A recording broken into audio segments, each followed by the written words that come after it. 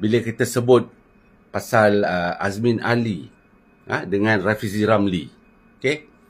Dua-dua ini yang seorang dikatakan digelar pengkhianat. Yang seorang lagi belum.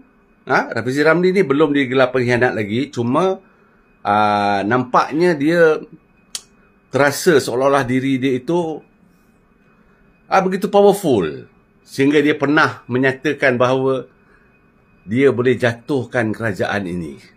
Kan? Okay.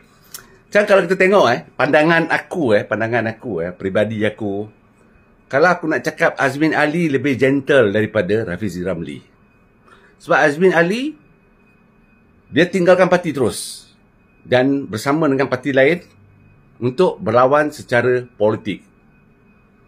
Siapa yang hebat, siapa yang kuat, dia akan berjaya. Nampak? Kalau Rafizi Ramli pula, dia tak keluar. Dia tak keluar. Pasal dia tahu dia tak ada kekuatan untuk keluar. Kalau dia keluar, karier politik dia habis. Pandangan aku. Pandangan aku.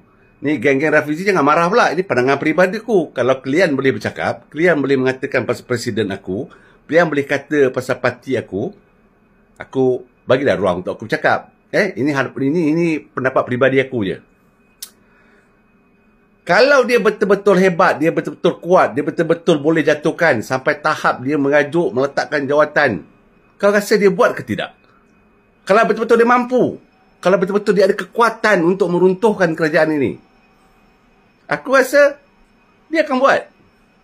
Tapi dia tak buat sekarang. Kenapa? Dia sendiri tahu dia tak ada kekuatan itu. Tapi untuk menunjukkan kononnya aura dia itu ada, dan tak nak menampakkan kekecewaan dia itu, maka akan keluarlah ayat-ayat untuk cover diri dia. Itu je pandangan aku lah, pendapat aku. Okey. Kalau nak cerita prestasi antara Azmin Ali dengan Rafizi Ramli, prestasi Azmin Ali jauh lebih hebat daripada Rafizi Ramli. Aku bagi contoh. Daripada PKR tak ada sampai PKR ada. Daripada PKR lemah sampai PKR kuat. Dari PKR yang sentiasa gagal di setiap PRU, akhirnya berjaya di PRU 16 menjadi kerajaan secara solo. PH01. Ingat? Kan? Okey. Kemudian jatuh kerana Azmin meninggalkan parti dan pengikut setianya 11 orang ketika itu ikut beliau, dan akhirnya kerajaan jatuh. Dan Azmin bersama dengan PN. Kemudian kerana kekosongan itu, Rafizi Ramli berjaya menduduki kursi timbalan presiden. Sebab nasib Rafizi baik ketika itu kerana Nurul Izzah tidak bertanding. Dan Nurul Izzah bekerjasama dengan Rafizi untuk menaikkan nama Rafizi di pemilihan. Ketika itu, mereka punya jelajah digelar Ayuh Malaysia. Bangkit Malaysia, Ayuh Malaysia, something like that. Ingat, ketika itu Nurul Izzah tidak bertanding. Malah Nurul Izzah membuat kerja untuk membantu Rafizi menjadi timbalan. Nampak? Dan apabila Rafizi menjadi timbalan, sampailah hari hari PRU 15, apa yang berlaku? PH tak mampu untuk memenangi PRU 15 secara solo. Sebaliknya, PH terpaksa bergabung dengan UMNO untuk tubuh kerajaan. Dan juga sekutu UMNO lah, termasuk JRS dan sebagainya lah. Kan? Jadi, kalau kita nilaikan kat situ,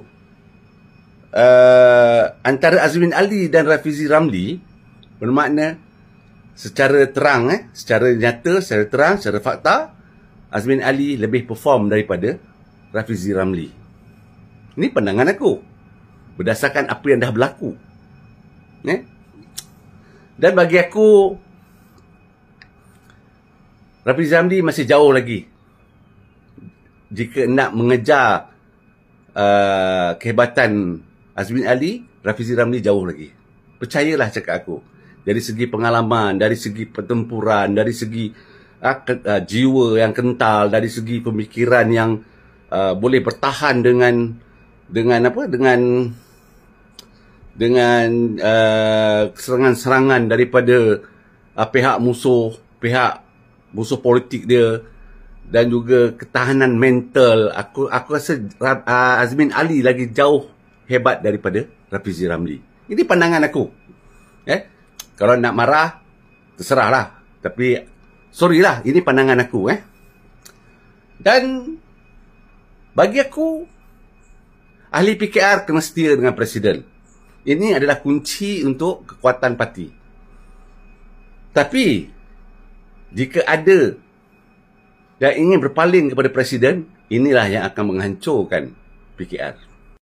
Sebab itulah aku harapkan daripada semua sahabat-sahabat di dalam PKR yang menjadi ahli yang lama, yang baru, kita kena faham konsep Presiden, hormati Presiden, dengar nasihat Presiden, dengar arahan Presiden, dengar keputusan Presiden. Kita kena yakin dengan Presiden.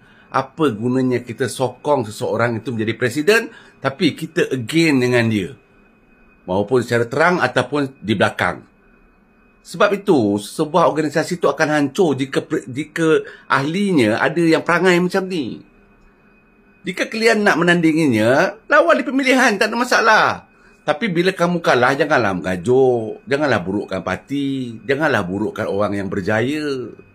Tak gentle lah macam tu. Sebab tu aku cakap Azmin lebih gentle daripada orang yang mengajuk.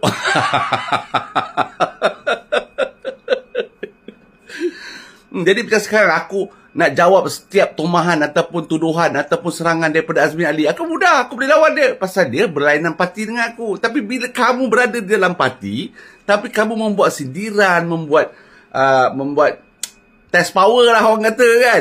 Nak tengok sokongan macam mana kan. Jadi sukar bagi kita untuk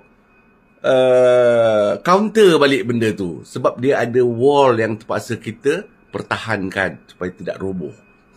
Sebab tu aku lebih setuju dan percaya kalau Azmin Ali itu lebih gentle daripada orang yang mengajuk. Jadi sahabat semua, kita setia dengan Presiden, kita dengar nasihat Presiden, kita terus bersama Presiden, kita terus memperkukuhkan PKR dan yakin, seyakin-yakinnya itulah Presiden kita. Dan ingat, terbentuknya PKR ini, terjadinya PKR ini adalah kerana semangat memperjuangkan Datuk Seri Anwar Ibrahim. Dari awal, tak ada yang lain. Hanya untuk mempertahankan keadilan untuk Datuk Seri Anwar Ibrahim. Jadi, selagi adanya Datuk Seri Anwar Ibrahim, setialah bersama beliau. Assalamualaikum semua.